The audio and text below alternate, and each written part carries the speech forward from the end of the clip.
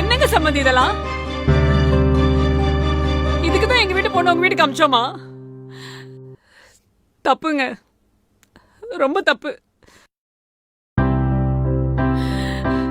ஏற்கனவே என் பொண்ணுக்கு இப்படி ஆயிருக்கேன்றத தினம் தினம் நினைச்சு மனசு கஷ்டப்பட்டுட்டு இருக்கோம்.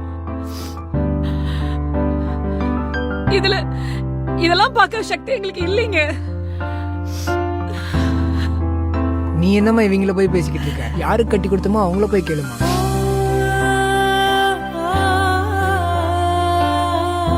புடிச்சுதானே மாப்பிள்ள கல்யாணம் பண்ணீங்க? இப்ப இப்படி எல்லாம் நடந்துக்கிறது சரியா? உங்களைத்தான் சொல்லுங்க மாப்பிள்ள. உங்களுக்கு பிடிக்கலன்னா கல்யாணத்துக்கு முன்னாடியே சொல்லிருக்க வேண்டியது தானே. தயவு செஞ்சு உங்களை கேட்டுக்கிறேன், என் பொண்ணோட வாழ்க்கையை கெடுத்துறாதீங்க.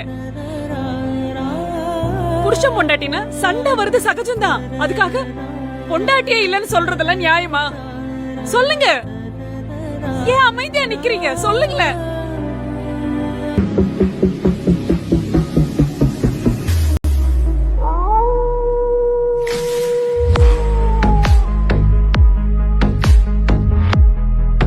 அம்மா, தயவு செஞ்சு கொஞ்சம் நிறுத்துறீங்களா? இன்னொரு வார்த்தை அவரை பத்தி ஏதாவது பேசுனீங்க அவ்வளவுதான். என்னடி பேசுற? நான் உனக்காக தாண்டி பேசிட்டு இருக்கேன்.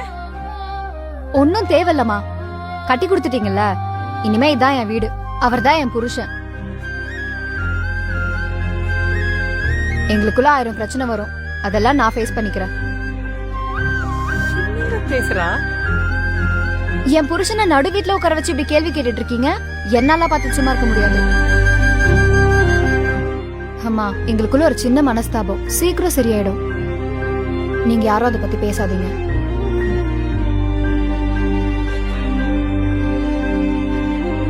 நாங்க போய் சமைக்கிறோம், நீங்க சாப்பிடுவீங்க.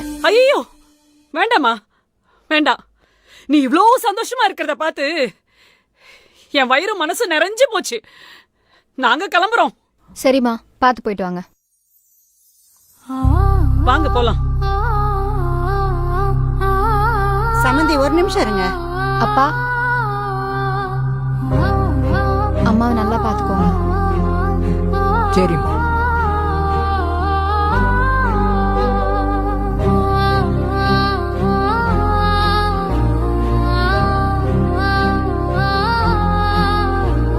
சாரிங்க.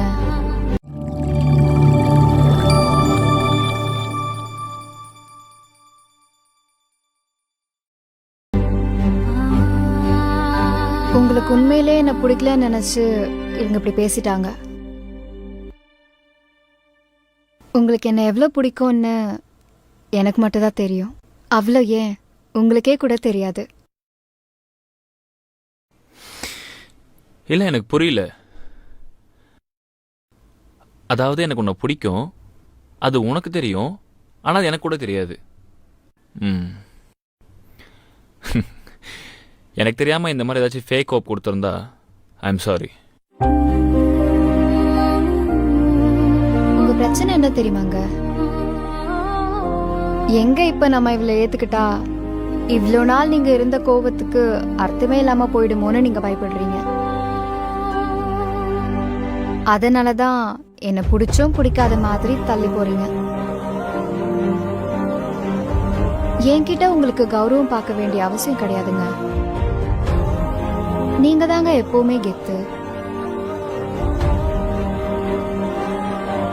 ஒருவேளை உங்களுக்கு என் மேல கோவம் போச்சுன்னா நீங்களே வந்து கூட பேசணும்னு இல்ல.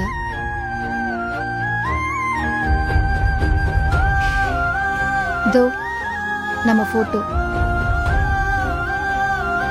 அதை எடுத்துட்டு வந்து நம்ம ரூம்ல மாட்டுங்க. நானே வந்து உங்ககிட்ட பேசுறேன். அப்படின்னா காயத்ரி, கடைசி வரைக்கும் இந்த ஃபோட்டோ நம்ம ரூம்குள்ளே வரவே வராது. தேவையில்லாம கற்பனை பண்ணிக்காத. நான் கிளம்புறேன்.